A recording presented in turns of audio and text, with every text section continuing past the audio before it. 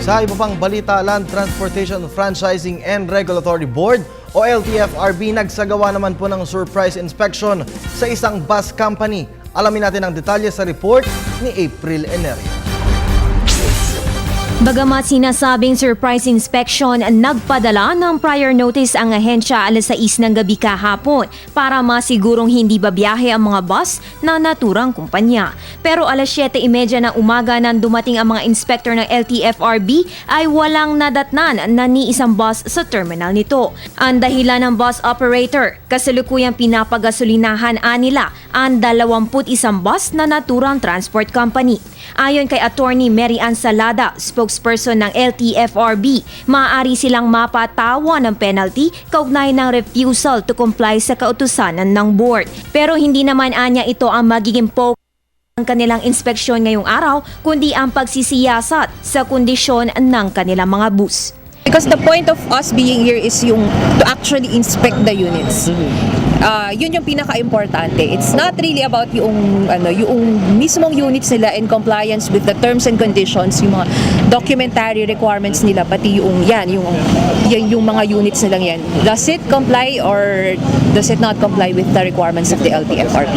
That is yun ang importante. Sa 31 units ng Unicab, 10 dito ay paso na ang prangkisa, kaya naman i-check rin nila na hindi na dapat bumabiyahe ang 10 units na ito.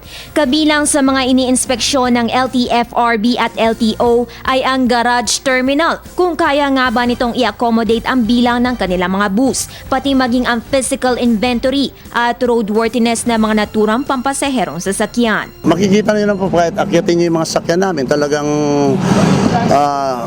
pinapaayos namin, pinapalinis po namin talaga ng gusto. Regular po yan, sir.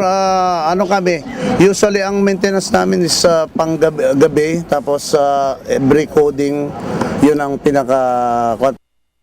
every night po yun, ginagawa po ng mga mekaniko namin. Bukod sa 21 units ng Unicab Transit, isa pang ininspeksyon ngayong araw ay ang terminal ng Sunaho Bus Line na may biyaheng Baclaran to SM Fairview via Quezon Ave, kung saan i-check rin nila ang roadworthiness ng 20 bus units nito.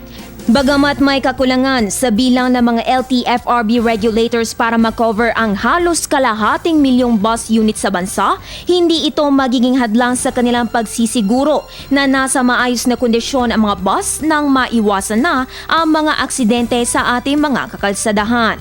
Abiso ng LTFRB sa mga bus operators na bukod sa pagtitiyak na pawang rehistrado ang kanilang mga bus, ay ugaliin rin ang pagsasagawa ng kanilang maintenance na makasigurong ligtas sa mga ito para sa mga commuters.